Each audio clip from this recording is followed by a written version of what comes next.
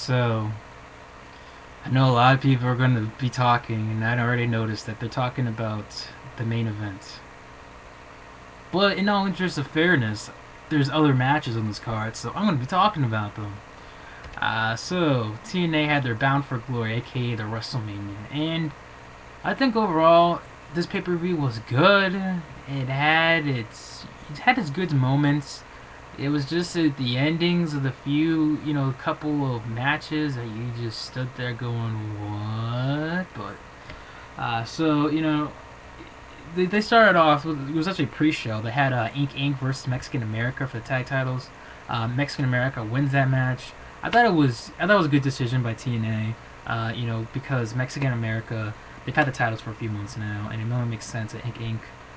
They just got into this feud. They just started to, so make Inc.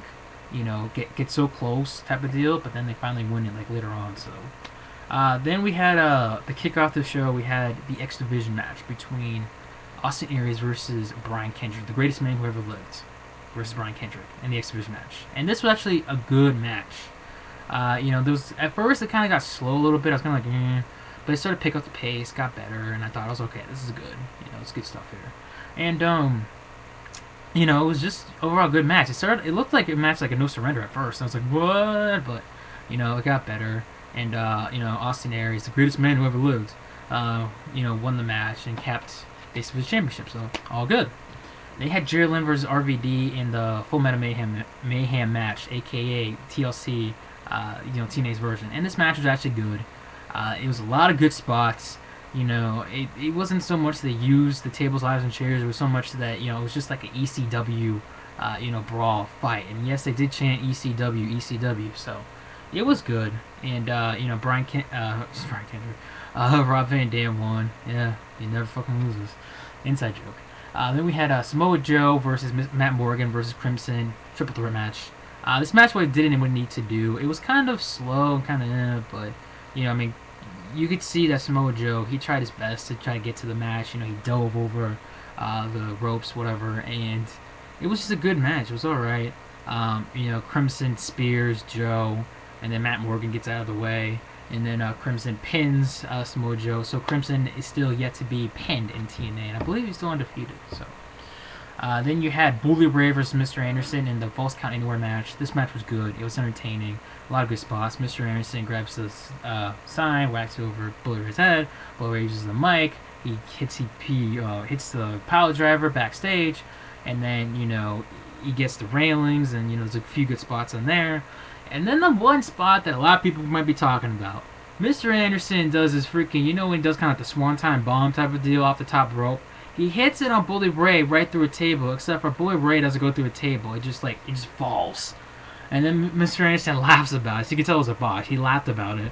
Grabs Bully Ray, hits the mic check right through the table, pins him, and then the match is over. But, overall, I'm not going to complain. Just because there's one botchy at the end, I'm not going to be like, oh my god, this match sucked. No, the match was good. It was just, yeah, you had a little mistake at the end, but, life goes on. So then you had that. Then you had the Knockouts match. The Knockouts Fatal 4-Way match, or Four Corners match. Velvet Sky versus Winter versus Mickie James versus Madison Rayne and Karen Jarrett. That's right, Karen Jarrett was the special guest referee. And for most matches, this match was okay. That was alright. It was okay. It wasn't the best match, but it did what it needed to do. Winter tried to get Angelina in the match, and then just going back and forth really with all these women, and then Velvet Sky hits like the X Factor type of deal, and freaking I believe it was Madison Rayne that she hit. No, she hit on Madison Rayne, I think, and then for the longest time, Karen Jarrett would not, whenever it was Mickie or Velvet trying to cover, she wouldn't cover them. She wouldn't, go for. She was like distracting, doing something else, and then Tracy Brooks came in, and then she counted the fall, so. Velvet Sky is your new Knockouts champion. I saw this coming. Let's face it, guys. Velvet Sky, she's okay. She's good looking. She's good on the mic. She's not that great in the ring. She's okay, I think. But Velvet Sky is a new Knockouts champ. So then you had Daniels versus AJ Styles in the I Quit match. I honestly thought this match would be better. I did. I walked in this match going, this is gonna be match of the night. I thought it was okay. You know, I mean, it was interesting until they used a screwdriver. It was like, all right, I got a screwdriver. Everyone's like, ah! It's just, But, these guys did literally beat the living hell out of each other, and that's what you need to do in an I Quit match, so so that was good. And then the whole screwdriver, AJ Styles has like this possessed freaking like Chucky look. Like, freaking, I need something sharp. Fuck this. Use like this little, picture this, God damn, freaking, this is what happens when you watch TNA. Your brain cells start going down. Toothpick as a freaking screwdriver. Like, like seriously, he even had the evil look on his face. Like, the next thing you know, Daniels is like, I quit. And then Styles smiles and the match is over, but then AJ goes to the ring. Daniels beats him out of nowhere. Behind him, it hits the Angel's wings. And then, kind of thinks to yourself, alright, so AJ won the match, but Daniels got the last laugh. Which means this feud's going to continue until the next, pay-per-view. Again, what the hell? Turning Point. That's the next pay-per-view, Turning Point. That's what it is. Thank you. Okay, and then we had the match that everyone's been talking about. Hulk Hogan versus Sting, brother. Be honest with you, this match actually was not as bad as I thought it'd be. It was actually pretty decent. I know. I stood there like, what the hell? And then, so, Ric Flair came and interfered. And then, Ric Flair started beating up Sting. Sting beat him up back. And then, Hogan and Sting going after. Both these guys are a freaking bloody mess by this time because Hogan got the brass knuckles from Ric Flair himself. Woo! And then, that the match was over. Sting hit the Scorpion Death Drop. And then, the match was over. Then comes out Immortal. By the way, Dixie Carter was in the crowd. So, Immortal comes out, starts beating the living hell out of freaking Sting.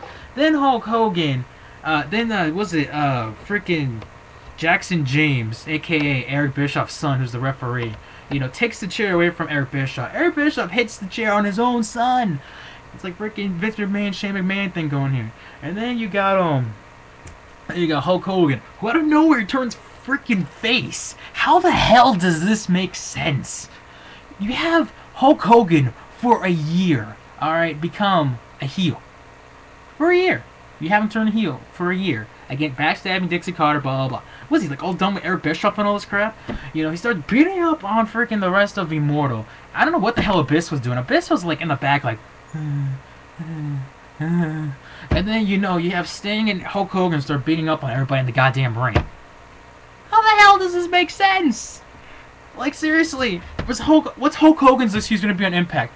Guess what, brother? Me and Dixie Carter were all on it, brother. We were just here to screw up with Eric Bischoff for a year, brother. This is when you use brain cells. Okay, seriously, this match was good, but I seriously lost, like 5 freaking brain cells after this whole segment was over. Anyway, the main event. Bobby Roode, whatever you want to call the son of a bitch. The Canadian Triple H versus Kurt Angle for the World Heavyweight Championship. It was a good match. I wish it was a little bit longer, but it was still a good match. I enjoyed it. It looked like at times Robby Roode was gonna win. I could have sworn I saw Kurt Angle tap out with the first crossface that he hit, and then Robby Roode's about to go for another crossface, and then Kurt Angle's about to do the Angle Slam, reverses it, about to do another crossface, reverses it, hits the Angle Slam, uses the ropes, and pins and beats Robby Roode.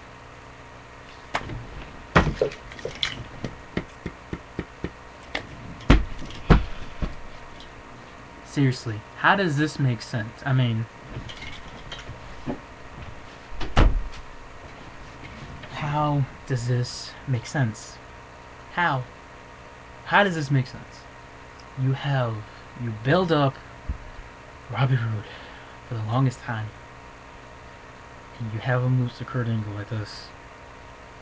How does this make sense? How? But I'm not surprised. I told everyone in Skype. I told the wrestling guy. I told Ankle Breaker AJ. I told Chase Oliver. Don't be surprised if TNA screws this up. Right before the match, I said this. Because TNA has done this before. This is not new. TNA has done things like this before. So, overall, the show was good. The endings, I wasn't a fan of. So,